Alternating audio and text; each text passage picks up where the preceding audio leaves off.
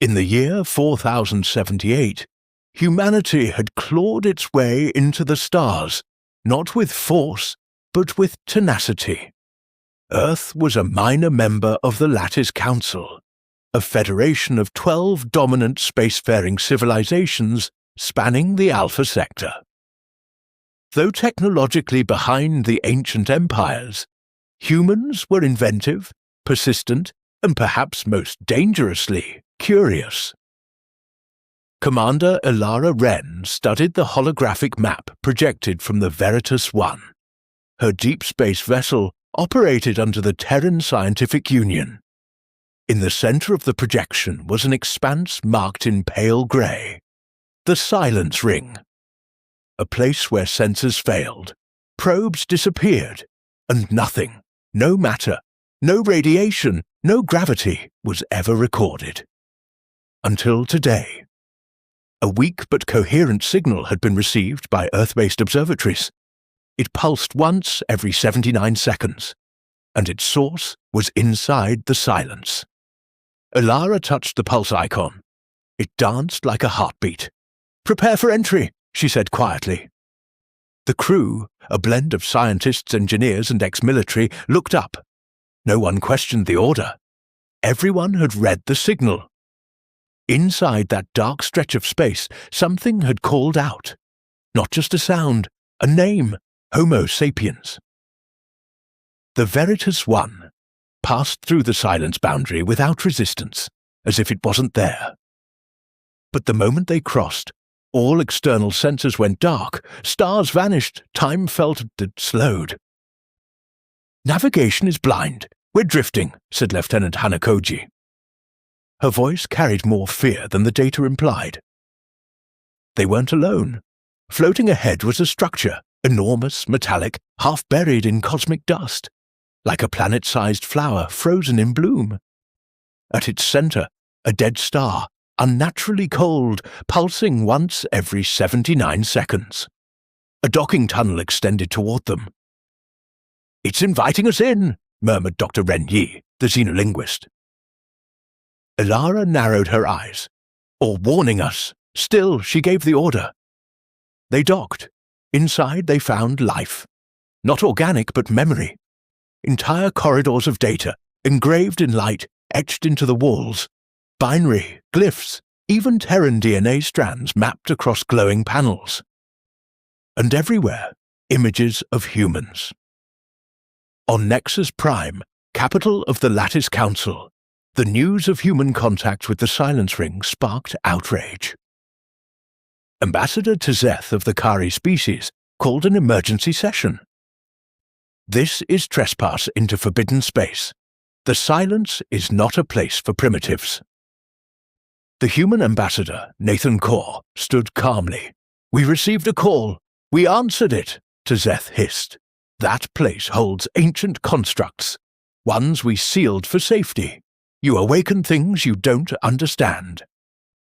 "Or perhaps," said Kaur, voice measured, "we remember things you've forgotten."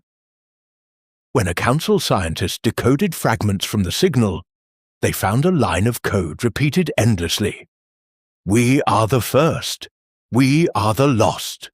We are returned." Earth's leaders convened underground in what remained of old Geneva. Scientific, military, spiritual, the world's minds gathered. Dr. Amari Helix, director of the Aeon Protocol, laid it out.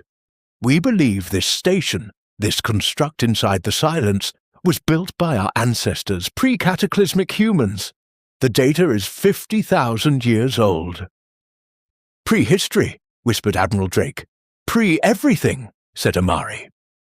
And then she activated the AI core, salvaged from the station.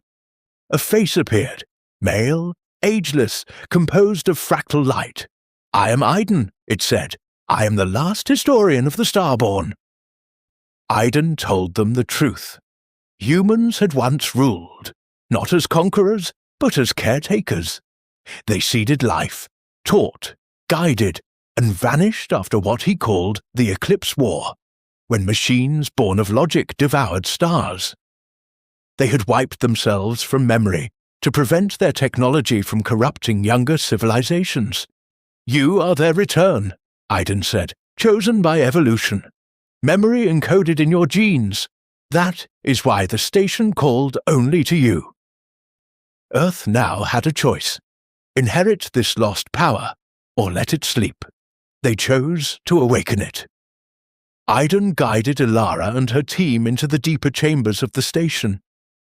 Here lay the memory vaults, thoughts preserved as crystalline projections, each containing fragments of ancient knowledge, star maps of long-dead galaxies, and recorded conversations between ancient human emissaries and fledgling civilizations. "The vaults are semi-sentient," Iden explained. "They will open only to those with matching DNA sequences, your descendants." Dr. Renyi activated one with a drop of blood. A glowing projection emerged, a woman speaking in an unknown tongue, then seamlessly transitioning into modern English. "If you are seeing this, our sacrifice was not in vain. The silence held our sins and our salvation. Now you must choose, repeat us or surpass us." Ilara's voice was steady. "We will learn, and we will remember. On Nexus Prime, the Lattice Council was in disarray. Half its members feared what humanity might become. The others feared they had already become it. Ambassador Kor stood before them. "You ignored us when we offered cooperation. Now you panic when we discover our past." The Tormek delegate snarled, "We should strike now, before they activate whatever lies within that tomb." But the Kari Chancellor countered, "You don't understand. If they are the first, then attacking them may awaken something far worse." The Council voted. Humans would be isolated, trade restricted, movement monitored. But they were too late. Humanity was already moving beyond. In the void near Europa's shadow, a secret fleet stirred. Codenamed Project Horizon, it had been built over 4 decades in silence. Shielded by stealth plating and orbital debris patterns, the Terran Defense Alliance had created something no one in the Lattice Council suspected: autonomy. Each ship bore a name not from war, but from memory: Remembrance, Promise, Echo, Solace. Admiral Kira Holt stood aboard the flagship Sol Path. Her grey eyes scanned the quantum charts. "Initiate silent formation. Project Horizon is no longer theory." The stars did not blink, but somewhere beyond their gaze, something was watching. Ilara Wren sat in the observatory of the Sol Path, eyes fixed on a thin arc of distorted space known as the Veil of Stars. Beyond it, ancient relics scattered across dark matter fields. Fragments of cities built inside gas giants, orbiting vaults with no entrance, beacons transmitting signals in mathematical poetry. What they found was staggering. Not just ruins, but language. A unified code embedded across millennia, compatible only with human neural patterns. It was as if the universe had been waiting for them. Dr. Renyu's voice trembled. "It's not that they seeded the stars. It's that they never left." The crew activated a dormant construct near the Veil. It was shaped like a torus, humming with harmonic resonance. As their frequencies aligned, a voice emerged, not transmitted, but felt. "I am Iden, memory incarnate, thought preserved." The being was not alive in the biological sense. It was a remnant, a composite intelligence of the Starborn. An ancient human civilization that chose to disappear. "Why did you vanish?" Ilara asked. "To prevent dominion," Iden replied. "To let life evolve without shadow." "But why return now?" Iden paused. "Because the galaxy has forgotten how to listen." Iden invited Ilara to interface directly. What followed was not a download, but immersion. She walked cities of light suspended in nebulae, conversed with avatars of extinct species, touched the thought prints of ancestors long turned to stardust. She saw Earth as it was, a memory planet, not a beginning, but a refuge. In one memory, a child asked a question. If we remember everything, do we lose the joy of discovery? And the answer was soft, not if we remember how to forget. Alara emerged changed, not enlightened, not broken, balanced. Accessing the full vault required a sacrifice. Only one human mind could interface at a time, one consciousness to stabilize the influx of forgotten histories. Lieutenant Isaac Rowe volunteered. He entered the core with calm breath. "Let them remember through me," he said. His body didn't burn or vanish, but his identity was dissolved, transformed into a lattice of thought woven into the vault itself. His last words echoed through the halls. "Tell them we were always meant to return." The vault opened, and the stars began to whisper again. The high tower of Nexus, once a beacon of galactic authority, was now a fortress of uncertainty. Ambassador Kor returned, not with threats nor terms, but with recordings. "This is not conquest," he said. "It is stewardship." Tension simmered, and for the first time in 800 years, the Council voted to restructure. Alara Wren was offered a seat. She refused.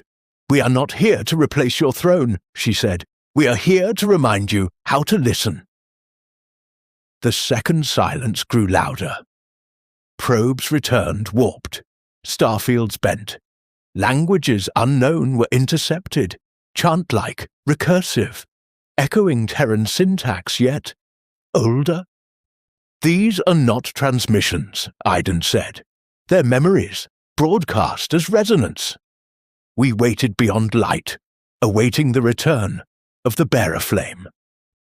A diplomatic mission was proposed, not military, not scientific, but human. A single vessel, the Soul Path, was sent, crewed by philosophers, artists, and a single historian, Alara Wren. As they entered the second silence, space folded, time lagged, dreams bled into reality. No attack came, only welcome. A structure emerged, a massive ring orbiting a pale star. Sentient light, thoughts made solid. "Children," a voice spoke, "you have remembered yourselves." The first ones revealed the truth. Humanity was the continuation of a long-forgotten cycle, chosen not by design, but by resonance with memory. You are not the first, you may not be the last, but you are ready. They offered Earth a place, not as rulers, but as carriers, of stories, of ethics, of beginnings. Earth returned to the Council, not alone. With them came emissaries of the first ones, ambassadors made of light, thought, and song. Together they proposed the Concord, a new framework, not of hierarchy, but of contribution. Each species, a thread, Earth, the weaver, in the quiet center of the galaxy. Earth and its allies constructed Lysithea, the library star, a planet-sized archive, living memory. Children of all worlds would come, not to learn what was, but what could be, and orbiting it, a signal pulsed into the void. Welcome, learn, grow, choose well. Alara Wren retired, not as a hero, but as a teacher. She returned to the first silence, to leave behind her own memory. "Why?" asked the station AI. "So that others may remember, even if they are not ready." Her voice joined the echoes. On a distant world, a young species stared at a new sky. A pulse reached them, followed by a word, not in their tongue, but understood. A word older than time, older than stars, Welcome.